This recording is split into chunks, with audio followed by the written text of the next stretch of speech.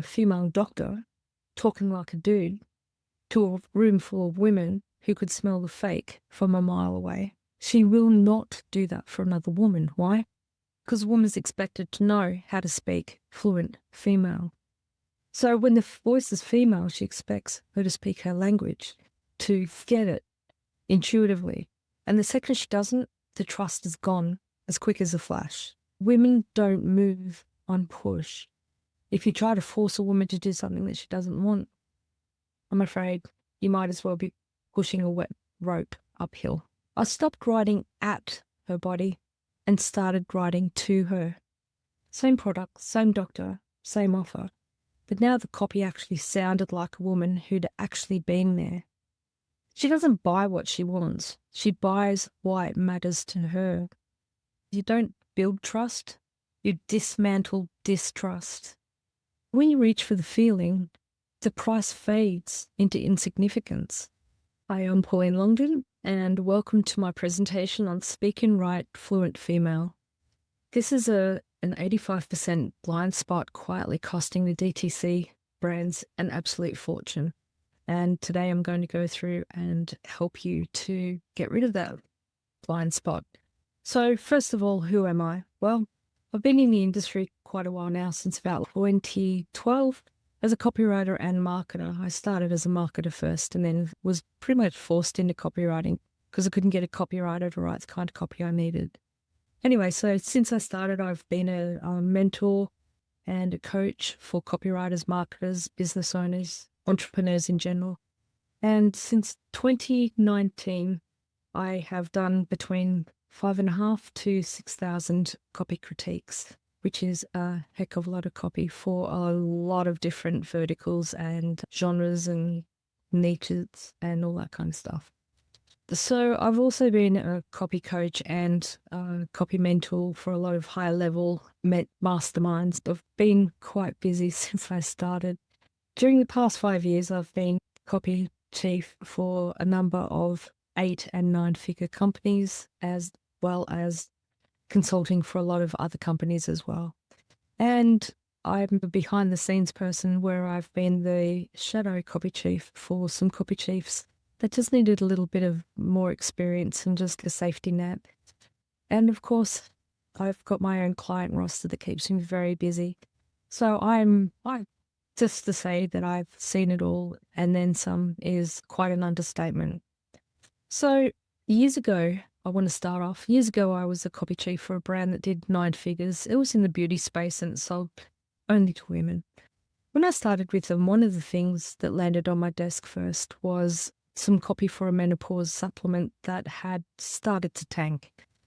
When they released it, it went not too bad, but then all of a sudden just the numbers just weren't there to support it. Anyway, so when I went through the copy, I looked at it and the promise was good. The offer was solid. On paper, from a male's eyes, everything looked really well, but it wasn't selling and they couldn't work out why. When I read it, there it was right in the headline. Defeat your hot flashes and then every woman battles menopause, blah, blah, blah. So the problem was they're defeating battles like the copy was making out that the woman was actually, her body was the enemy. And we wanted to give her some kind of like nuclear weapon to go to war with it. So here's the part that made it so much worse. The copy was actually from a female doctor to a female audience, woman to woman, and that's not how women speak to women.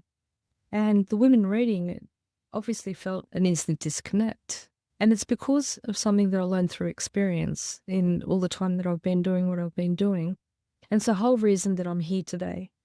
The loud, combative, obliterate, battle, all that kind of stuff is what I call dude copy. And I know a lot of the guys in the copywriting world, they call it dude copy. I was the first one to do it. And I was actually the person who probably told those guys to stop writing in dude copy, to be honest. But here's the thing about dude copy.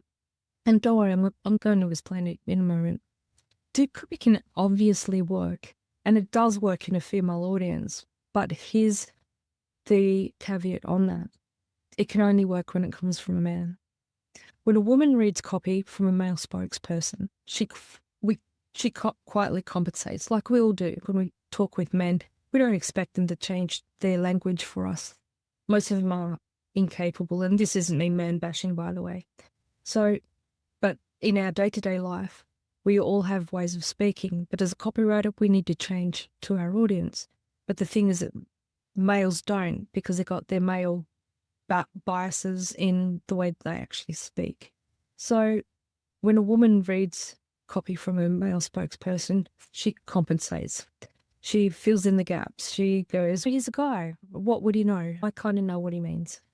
But here's the thing. She will not do that for another woman. Why?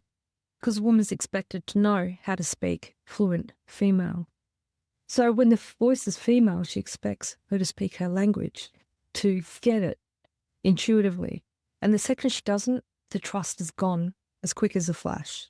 So there we were, a female doctor talking like a dude to a room full of women who could smell the fake from a mile away. So 85%. Why does this matter to you? Because whether you sell serums or software or anything in between, women make up 85% of the buying decisions, and they actually influence most of the rest. Don't believe me when I say that? Think about if you're a male watching this, did you actually choose what side you part your hair? Did you actually choose the toothpaste that you bought? Most of the buying decisions that we think that are autonomous and that we make them ourselves are very much governed by a woman somewhere in our lineage who actually had a favourite brand or got toothpaste on sale one day or decided to try something different. And that's why most people buy the toothpaste that they do today. So the person who actually decides whether the thing sells is very often a woman. So what that means for us is most copy, good copy and clever copy and award-winning copy is written by men. And so this is where the dude copy comes in. And this is the 85% blind spot.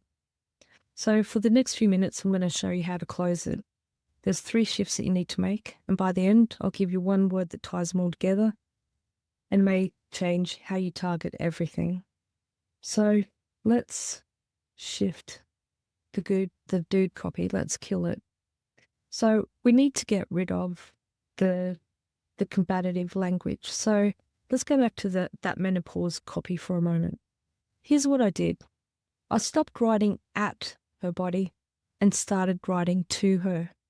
Same product, same doctor, same offer. But now the copy actually sounded like a woman who'd actually been there. Your body isn't broken, it's changing, and there's a gentle way through this. No war, no weapon, just understanding. The revenue went up, and that was the part that I expected, but here's the part that I didn't expect. The doctor freaking loved the scripts that I was writing. She said, these finally sound like me. She delivered them with more warmth, more confidence, and the audience actually felt it. Her credibility went up. People didn't think that she was like a fake doctor anymore. And then, obviously, the trust went up along with it. One just small shift in the copy, and it lifted everything else downstream. So let me be more precise with the problem. So, because there's actually 2 versions of it. There's bro copy, and we've all seen bro copy, right? It's male to male, men selling to men, and it works really well in that room. Then there's dude copy, which is male-trained words written towards a female audience.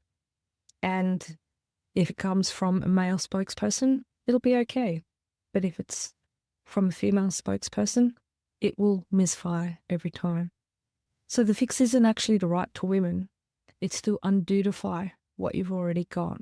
So it's the same combat words: crush, dominate, defeat. It's that push kind of language. But women don't move on push. If you try to force a woman to do something that she doesn't want, I'm afraid you might as well be pushing a wet rope uphill. But they do respond to pull, to attraction words, different words like nurturing, words that draw her in instead of trying to shove her along. So the fix isn't just to try to write for women. We need to change the words that we use. So this is a lie that I was told for such a long time, and I almost had the femininity whacked out of me from every copy critique that I had from a male copywriter. And what it was is that your copy's too soft. And so therefore the obvious conclusion to that was that my copy was weak. But it wasn't. And one incident was really interesting, that I was writing a sales letter for an event that I was speaking at. And I wrote the sales letter, and I was writing particularly straight to women. I knew I could actually visualize the women in my mind who I was writing to. I had actually a lot of women come up to me at the event and said, I love that first sales letter that you wrote. That was brilliant. Didn't resonate with the second one. What had happened was that the person who was running the event wasn't selling tickets fast enough. So she actually went and got her male mentors to critique the copy, and they basically hated it. They said it was weak, it was soft, and no wonder she wasn't selling tickets.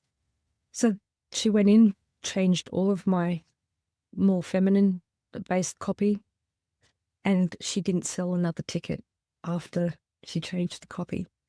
That's because the males were looking at it and they said, you need to be more certain, you need to be push people into getting a ticket. And it was exactly the thing that pushed people away, because they thought, oh, it's just going to be another one of those bro fest, sausage fest kind of events. And it wasn't. There wasn't any male speakers there, but the sales letter that she changed actually gave the wrong impression of what that event was all about. So that was really important to go through. So we've all been told just to not be so soft, but the thing is that soft isn't weak. What we're doing is we're actually speaking directly to the person in the way that they used to be speaking to. So I've actually seen soft versions of copy go head-to-head with the aggressive ones in real tests more times than I can count. And I'll tell you right now, the soft one usually wins, especially for a female audience. And here's why. It doesn't just win with the women, it often wins with men too. And that's not to say that the men are soft and not masculine either.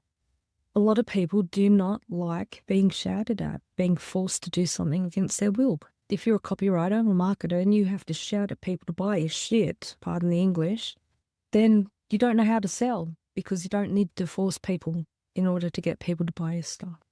So one wrong word. So this is really interesting. Women have trauma words that will just close them down, clam them up. So common words are like, trust me. And then I saw this in a sales letter one day, and it just stopped me cold.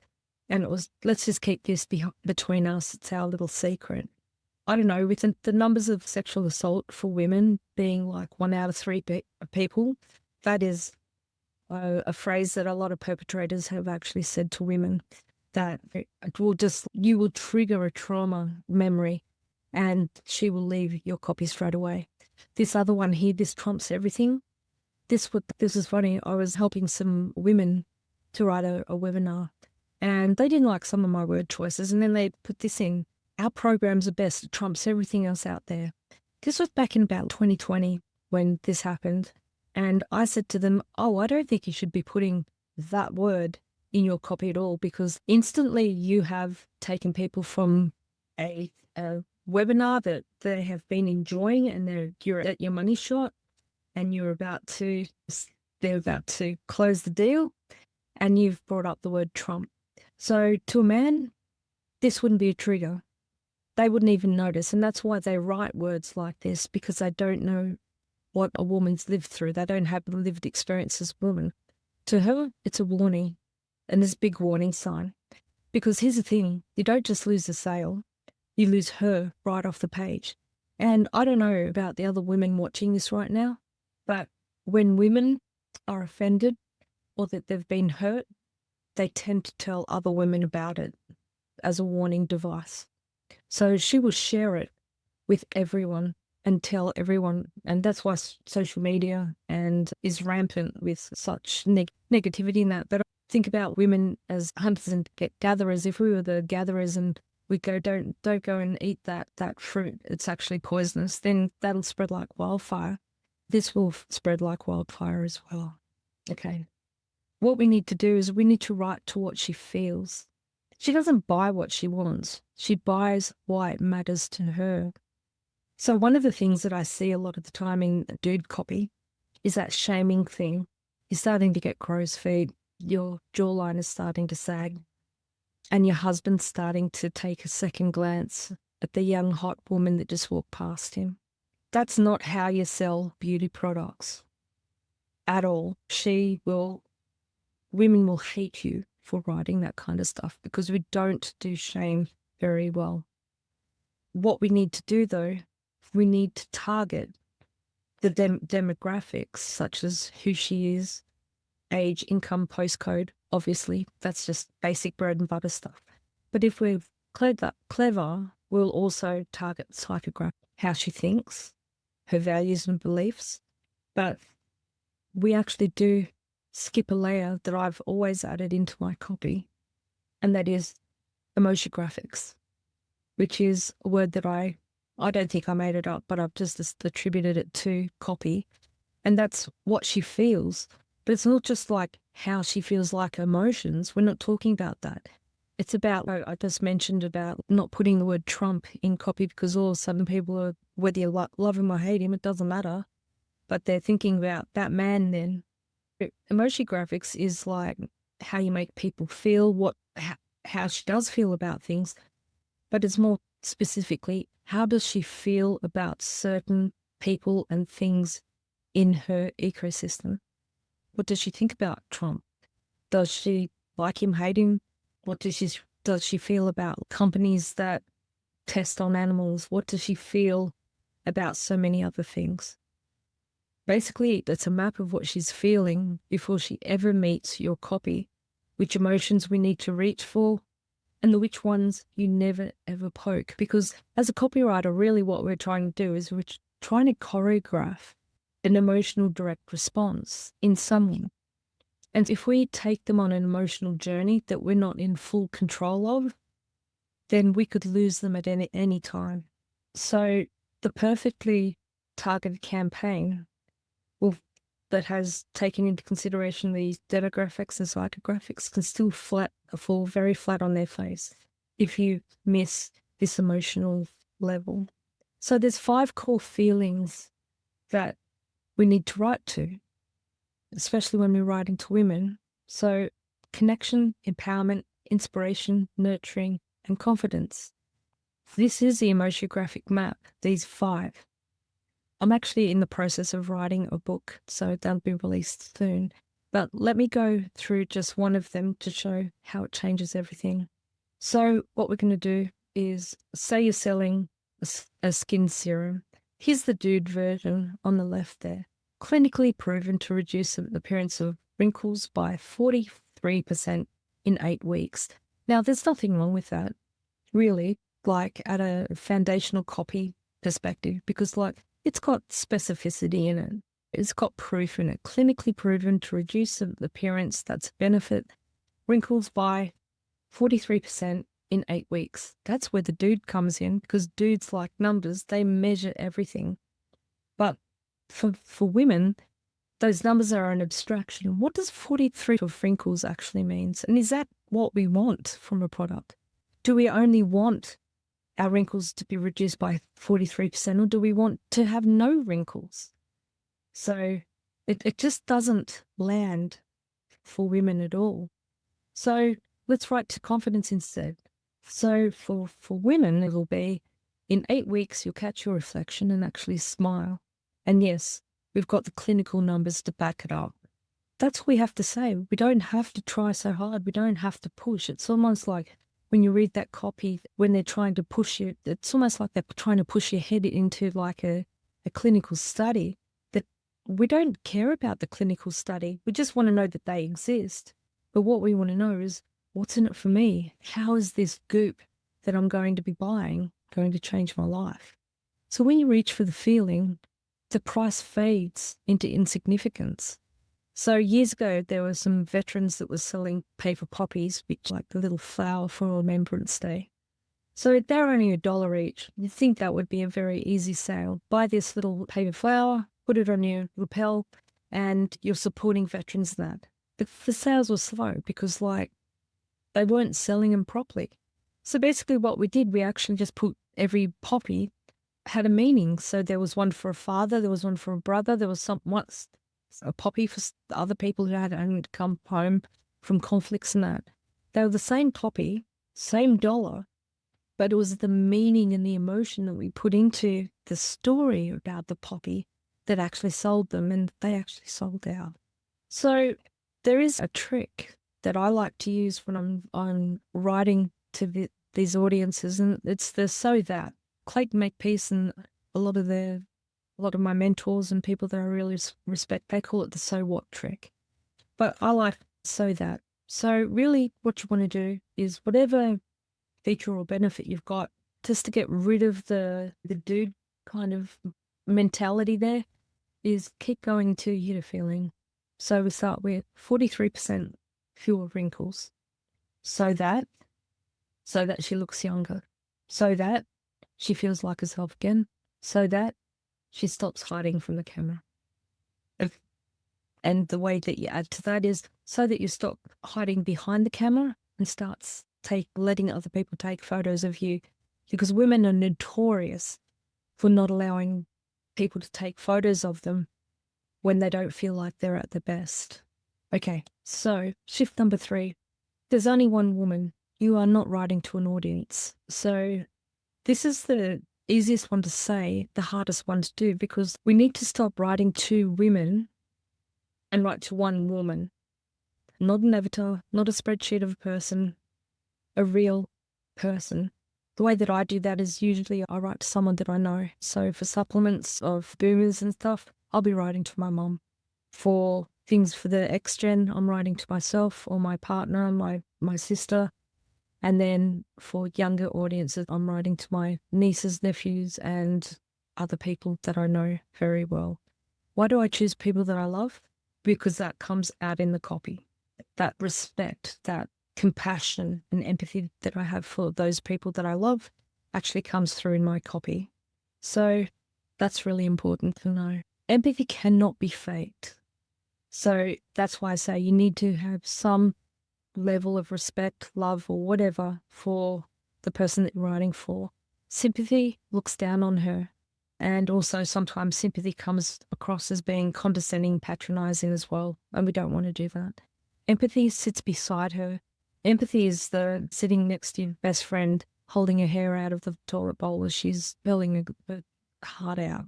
But empathy comes from one thing, which is consideration. We actually are seeing the person, not just thinking we see the person. It's like you're sitting there with your hands in your head, just upset and hysterical.